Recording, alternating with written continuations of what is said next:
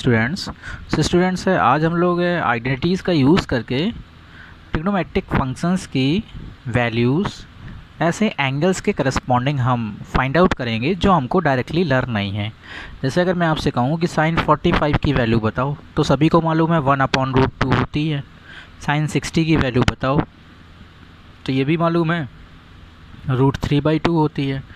लेकिन अगर मैं आपसे कहूँ कि साइन 75 की वैल्यू बताओ तो ये हमको वैसे तो याद नहीं है, लेकिन हम कुछ आइडेंटिटीज़ का यूज़ करके इसकी वैल्यू निकाल सकते हैं। ठीक है, तो चलिए इसी को देखते हैं। साइन 75 की वैल्यू हमको अगर निकालना है साइन 75, तो हम इसकी वैल्यू कैसे निकालेंगे? हमको ये डायरेक्टली लर्न तो नहीं है, तो हम इसके लिए करते क्या है, साइन 75 को ऐसे ब्रेक कर लेते हैं। 75 जो मेरा है इसको मैं लिख सकता हूँ 45 + 30। मतलब हमें करना क्या है कि जो आपका गिवन एंगल है उसको 2 एंगल के सम के फॉर्म में ब्रेक करना है। लेकिन जो हमें 2 एंगल्स लेने हैं वो हमें ऐसे एंगल्स लेने हैं जिनके करस्पॉन्डिंग हमको सारे ट्रिग्नोमेट्रिक रेशियोज़ की वैल्यू आती हो। क्योंकि 45 के करस्पॉन्डिंग हमको साइन, कॉस, टेन, कॉट, सेक, कॉसेक सब आता है। 30 के करस्पॉन्डिंग भी हमको सारे ट्रिग्नोमेट्रिक फंक्शंस की वैल्यू आती है। तो इसमें ये बात आपको याद रखनी है कि जब आप 75 को ब्रेक करोगे, मतलब जो आपका गिवन एंगल होगा जब आप उसको ब्रेक करोगे तो आपको ऐसे एंगल के टर्म्स में ब्रेक करना है जिनके करस्पॉन्डिंग आपको सारे ट्रिग्नोमेट्रिक फंक्शंस की वैल्यू ऑलरेडी आती हो। अदरवाइज़ अगर आपने दूसरे एंगल्स के टर्म्स में ब्रेक कर दिया तो आपकी मेहनत बेकार हो जाएगी, फिर आप आगे उसको प्रोसीड नहीं कर पाओगे। ठीक है, तो चलिए, तो हमने इसको क्या लिखा, साइन 45 + 30 लिखा। अब जैसे ही हमने इसको ऐसे लिखा तो ये हमारा साइन a + b के फॉर्म में राइट हो गया। तो अगर ये साइन a + b के फॉर्म में लिखा है तो यहाँ पर हम क्या कर सकते हैं, साइन a + b की आइडेंटिटी यूज़ कर सकते हैं। वेयर a क्या है मेरा 45, b क्या है 30, तो यूज़ करते हैं। तो क्या होता है, sine a × cos b + cos a × sine b। तो a क्या है 45, तो साइन a × कॉस b, तो साइन 45 × कॉस 30, फिर plus cos a × sine b, तो कॉस a × साइन b, तो साइन 30। फिर हमको क्या करना है, इनकी वैल्यूज़ पुट कर देनी है। हमको सारी वैल्यूज़ मालूम है। साइन 45 की वैल्यू 1/√2 होती है। कॉस 30 की वैल्यू क्या होती है, √3/2 होती है। प्लस कॉस 45 की वैल्यू 1/√2, साइन 30 की वैल्यू 1/2। तो ये क्या आ गया, ये आ गया √3/2√2 प्लस 1/2√2। एलसीएम लेंगे तो क्या आ जाएगा, एलसीएम जो है मेरा 2√2 ही आ जाएगा, 2√2। तो ऊपर हो गया √3 + 1। तो ये आपकी साइन 75 की वैल्यू हो गई। तो हमें वैसे तो साइन 75 की वैल्यू नहीं आती थी, लेकिन हमने आइडेंटिटी का यूज़ करके साइन 75 की वैल्यू फाइंड आउट कर ली। तो अब आप समझ सकते हो कि आइडेंटिटीज़ आपके लिए कितना इम्पॉर्टेंट है।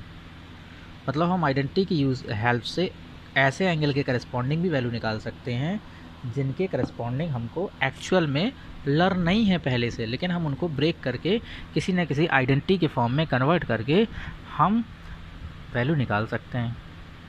ठीक है, एक क्वेश्चन और देखते हैं। अब हमको निकालना है 10, 15 की वैल्यू। किसकी वैल्यू निकालनी है, 10, 15। ओके, तो अगर आपको 10, 15 की वैल्यू निकालनी है तो इसको भी हम क्या करेंगे, 2 एंगल के फॉर्म में ब्रेक करेंगे। तो 15 को हम लिख सकते हैं 45 - 30। भाई 15 को हम ऐसे लिख सकते हैं ना, 45 - 30, क्योंकि 45 - 30 15 ही तो आएगा। ठीक है, तो ये हो जाएगा आपका 10a - b के फॉर्म में। तो 10a - b क्या होता है, ये होता है 10a × 10a - b की आइडेंटिटी क्या है, आपको लर्न होना चाहिए। लर्न नहीं होगी तो आप कैसे आगे कर पाओगे। तो मैं आपको बता देता हूँ, 10a - b होता है 10a - 10b upon 1 + 10a × 10b। क्या होता है 10a - b, 10a - 10b upon 1 + 10a × 10b। तो 10a,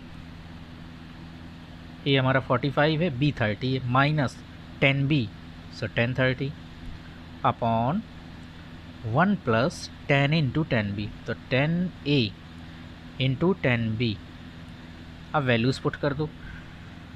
तो 1045 की वैल्यू क्या होती है, 1 माइनस 1030 की वैल्यू 1/√3 होल अपॉन डिनोमिनेटर में 1 प्लस 1045 की वैल्यू 1 इंटू 1030 की वैल्यू 1/√3।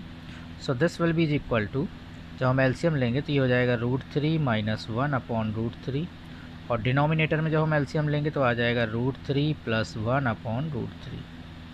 तो √3 कैंसिल आउट हो जाएगा। तो ये हमारा आ गया, यहाँ पे राइट कर देते हैं √3 माइनस 1/√3 प्लस 1। रेशलाइज भी कर सकते हैं। तो रेशलाइज में क्या किया जाता है, बेसिकली जो डिनोमिनेटर होता है उसका साइन चेंज करके न्यूमरेटर एंड डिनोमिनेटर में मल्टीप्लाई कर दिया जाता है। तो डिनोमिनेटर क्या है, √3 प्लस 1, तो हम क्या करेंगे √3 माइनस 1 का ऊपर नीचे मल्टीप्लाई कर देंगे, √3 माइनस 1 का ऊपर नीचे मल्टीप्लाई कर देंगे।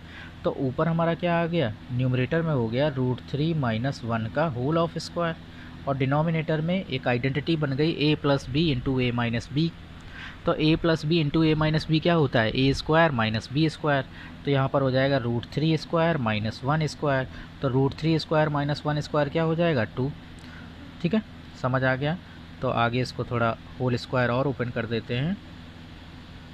तो ये हमारा हो जाएगा, जब हम इसका होल स्क्वायर ओपन करेंगे तो √3 माइनस 1 का स्क्वायर, तो a square plus B square minus 2ab upon 2।